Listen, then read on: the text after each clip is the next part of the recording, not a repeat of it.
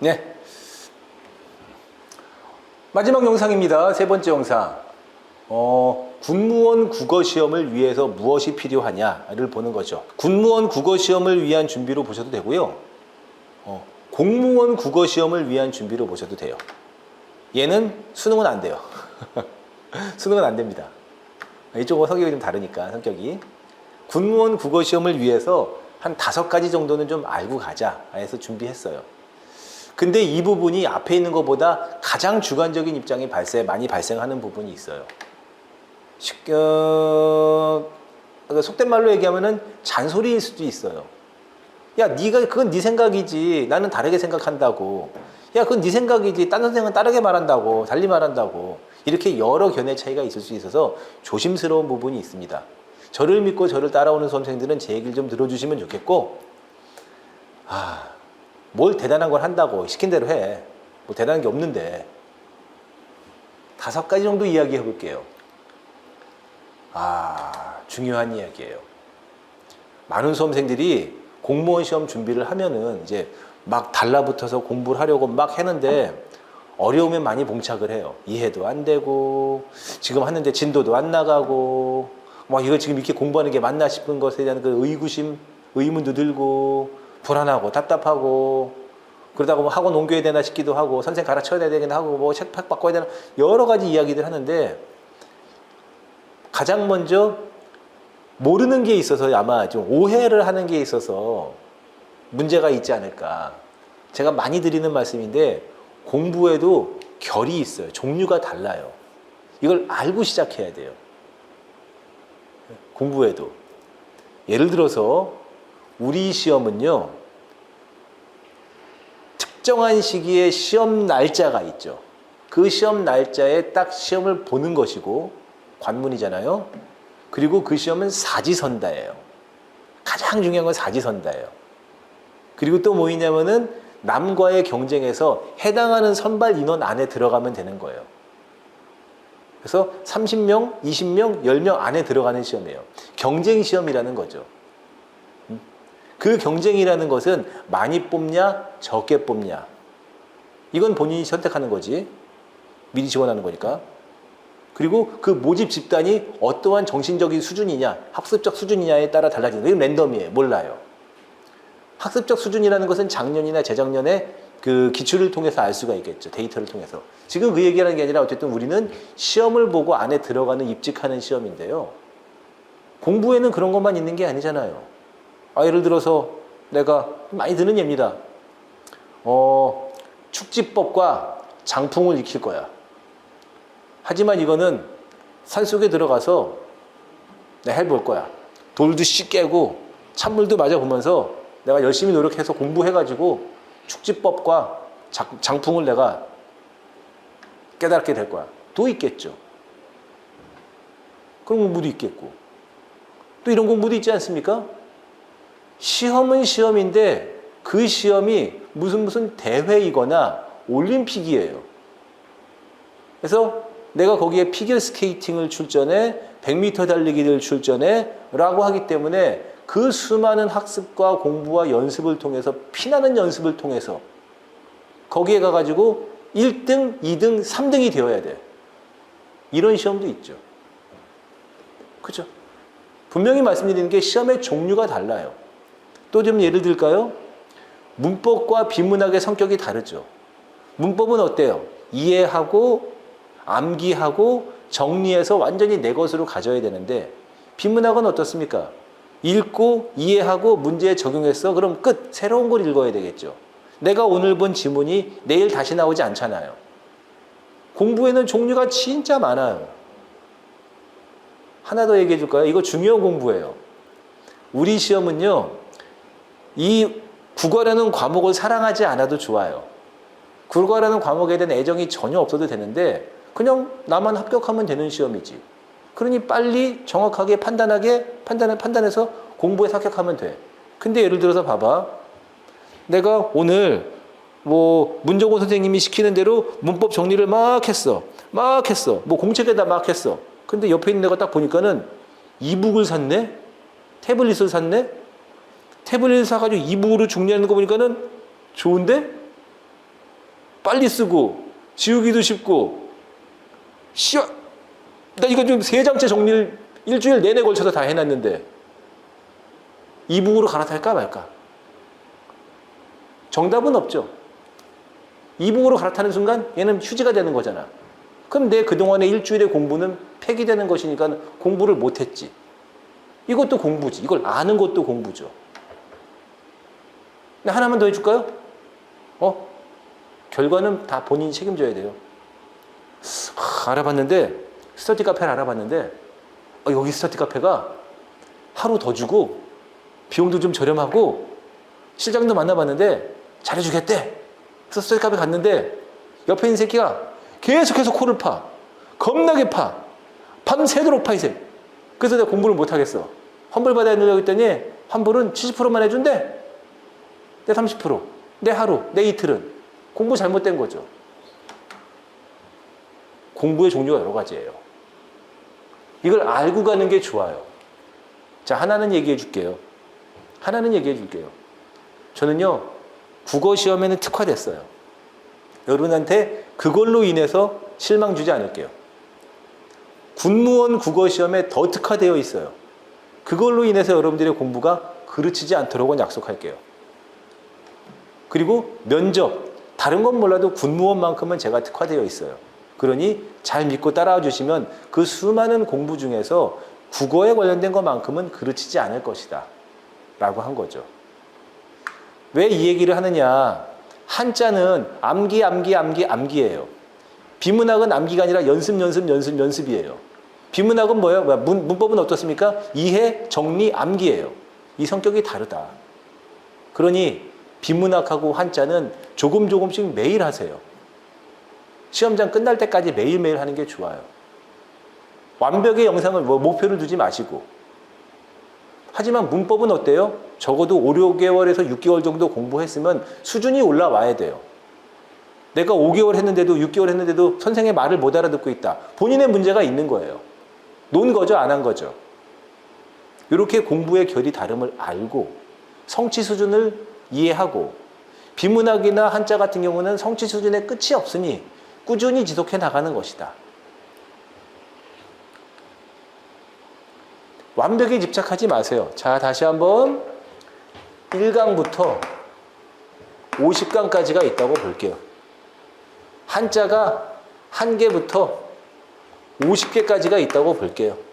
이거 앞에서 영상에서 말한 거예요. 1강의 내용을 내가 1강의 성취 수준이 이 정도야. 2강은 좀 어려워. 성취 수준이 이 정도야. 내가 1강을 봤는데 얘는 이해가 됐어. 그리고 내가 2강을 봤는데 좀 이해가 안 돼. 그리고 2강을 본 다음에 다시 1강을 생각을 하니까 여기 있는 것 중에서도 까먹었어. 외우지도 못했어.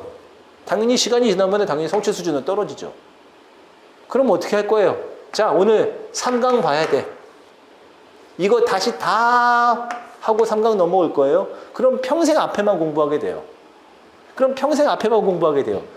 한 이게 30강 넘어가게 되면은 그 부담감과 불안함 때문에 그 다음 강의를 이어나갈 수가 없어요.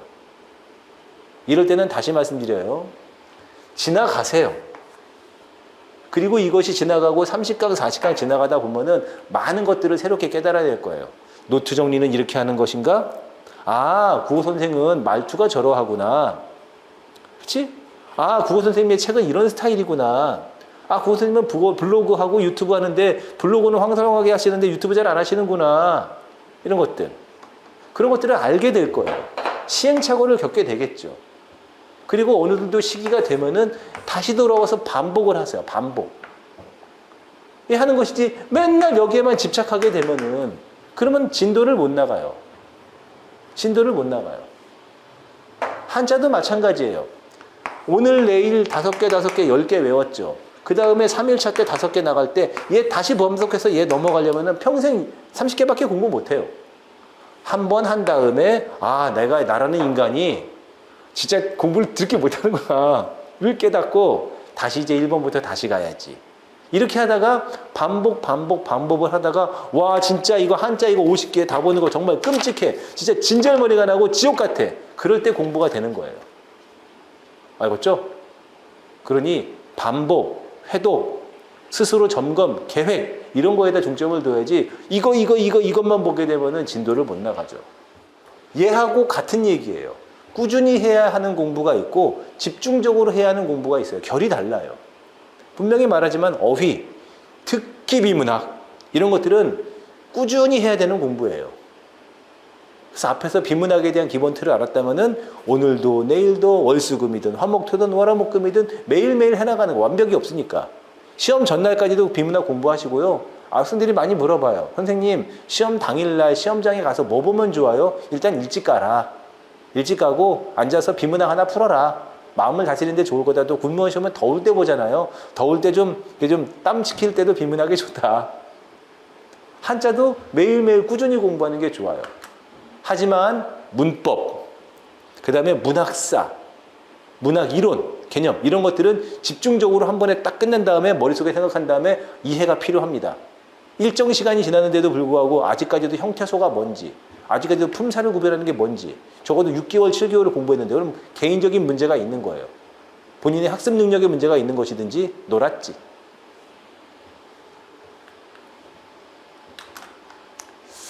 참 드리는 말씀입니다. 우리 수험생들 정해진 건 없어요. 누가 옳고 누가 그르다를 말하는 건 아닙니다.